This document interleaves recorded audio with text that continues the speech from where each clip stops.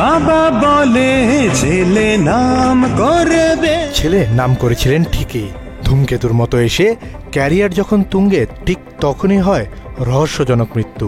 বলা হচ্ছে বাংলা চলচ্চিত্রের সবচেয়ে জনপ্রিয় নায়ক সালমান শাহর কথা। হত্যা ছিল নাকি আত্মহত্যা, এমন প্রশ্নের উত্তর মেলেনি 29 বছরেও। ক্ষণজন্মা ঢাকার সিনেমার যুবরাজের মৃত্যু তাই মহাকালেরই এক রহস্য হয়ে রয়েছে। 1996 সালের 6 সেপ্টেম্বর এই নক্ষত্রের পতনের পরপরই অপমৃত্যুর মামলা করেন তার বাবা, যা পরবর্তীতে হত্যা মামলায় রূপান্তরিত হয়। চূড়ান্ত রিপোর্টে আসে আত্মহত্যা করেছেন সালমান শাহ। পিবিআইয়ের রিপোর্টে আসে এটি হত্যা নয়, আত্মহত্যা ছিল। তবে দুটি চাঞ্চল্যকর স্বীকারোক্তি এবং একগুচ্ছ অসঙ্গতি এক ভিন্ন অন্ধকার জগতের চিত্র তুলে ধরে। সালমান শাহ আত্মহত্যা করে নাই, সালমান শাহ খুন হয়েছে। আমার হাজব্যান্ড এটা করাইছে আমার বাইরে দিয়ে। এই তথ্যগুলো সত্য হলে তাহলে 1996 সালের রাতটি ছিল এক নির্মম পরিকল্পিত হত্যাযজ্ঞের মঞ্চ। কি হয়েছিল সেই রাতে? 1997 সালের রেজবির দা একটি জবানবন্দিতে ফুটে উঠেছে সেই চিত্র। 1997 সালে 164 ধারায় জবানবন্দিতে রেজবি জানান সালমান শাহর মৃত্যু ছিল 12 লাখ টাকার এক হত্যার চুক্তি, যে চুক্তি করেছিলেন সালমান শাহর শাশুড়ি লতিফা হক লুসি। এই হত্যা চুক্তিতে আরও ছিলেন বাংলা সিনেমার খলনায়ক ডন, ডেভিড, ফারুক ও জাভেদ।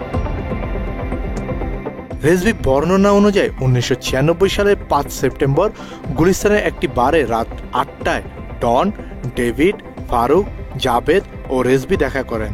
ওই দিন সাত্তার ও সাজু নামে আরো 2 জন ছেলে আসে। এরপর ফারুক আসে। 2 লাখ টাকা বের করে জানান সামিরার মা এই টাকা দিয়েছেন। সালমানকে শেষ করার জন্য মোট 12 লাখ টাকা দেওয়া হবে। মাত্র 30% টাকায় জমির মালিক হয়ে নতুন বাংলাদেশের গড়ে তোলার স্বপ্ন দেখা বাংলা বসতি। কিন্তু 2 লাখ টাকা নিয়ে ফারুকের সঙ্গে ডনের কথা কাটাকাটি হলে ফারুক বেরিয়ে যান এবং কিছুক্ষণ পর আরো 4 লাখ টাকা নিয়ে আসেন। রেজবি জানান ফারুক বলেন কাজের আগে 6 লাখ ও কাজের পরে আরো 6 লাখ। এরপরই প্লাস্টিকের একটি দড়ি, সিরিঞ্জ, রিভলভার ইত্যাদি গুছিয়ে নেওয়া হয়। হত্যার লোমহর্ষক বর্ণনা দিয়ে রেজবি বলেন রাত 2:30টায় সালমান শাহর বাড়িতে যান ডন, ডেভিড, ফারুক, আজিজ ভাই। রেজবির দাবি সে রাতে ঘুমন্ত সালমান শাহর উপর ঝাঁপিয়ে পড়েন হত্যাকারীরা। নারকীয় হত্যাযজ্ঞে উপস্থিত ছিলেন সামিরা, সামিরার মা লুসি এবং আত্মীয়া রুবি। ঝাঁপিয়ে পড়ে সালমানের উপরে, সামিরা এসে ইনজেকশন পুশ করে, তারপরে আজিজ মোহাম্মদ ভাই। ঘুমন্ত সালমানকে ক্লোরোফর্ম দিয়ে বেহুশ করেন সামিরা।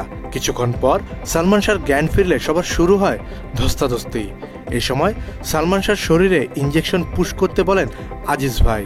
সালমানকে হত্যা করার পর সিলিং ফ্যানে ঝুলিয়ে দেওয়া হয় তার লাশ। 1996 সালের 6 সেপ্টেম্বর মাত্র 25 বছরে রহস্যজনক মৃত্যু হয় ঢালিউড চিত্রনায়ক সালমান শাহর। এতদিন এই মৃত্যুকে অপমৃত্যু বলে উল্লেখ করেছেন একাধিক তদন্ত কমিটি। তবে সব তদন্তেই এড়িয়ে চলা হয়েছে সত্যকে, যে কারণে দীর্ঘ 29 বছর পর অভিনেতা সালমান শাহর অপমৃত্যু মামলা রূপ নিয়েছে হত্যা মামলায়। সালমান শাহ হত্যা মামলায় সর্বমোট 11 জনকে আসামি হিসেবে উল্লেখ করা হয়েছে। হত্যা মামলায় প্রধান আসামি নায়কের সাবেক স্ত্রী সামিরা হক। অন্য 10 আসামি হলেন প্রযোজক আজিজ মোহাম্মদ ভাই, খলনায়ক ডন, নায়কের সাবেক শাশুড়ি লতিফা হক লুসি, ডেভিড, জাভেদ, ফারুক, মেফিয়ার বিউটি সেন্টারের রুবি, আব্দুস সাত্তার, সাজু, রেজবি আহমেদ, ফরহাদ। এই আসামিদের ইতিমধ্যে দেশ থেকে নিষেধাজ্ঞা দিয়েছে আইন শৃঙ্খলা রক্ষাকারী বাহিনী। আর যারা দেশের বাইরে চলে গেছে তারা তো চলে গিয়েছে, আর যারা আছে তারা যেতে না পারে সেজন্য আমরা চিঠি দিয়েছি। কাজী পাপ্পু, বাংলা এডিশন।